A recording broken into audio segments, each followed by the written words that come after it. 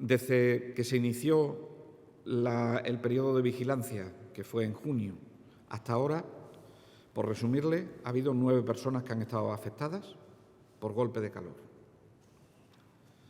De todas ellas, si no me falla la memoria, 7 han requerido ingreso hospitalario.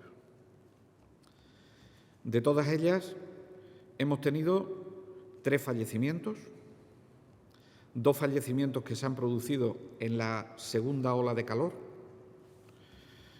y debido a que este año, a diferencia de años anteriores, habíamos tenido una ola de calor en el mes de junio, que esto no era lo habitual que hubiésemos tenido los años previos, se le pidió al Servicio de Epidemiología que hiciese una revisión retrospectiva de las causas de fallecimiento en el mes de junio. Y hemos incorporado, por precaución, una persona en el mes de junio, en la primera ola de calor, que había fallecido.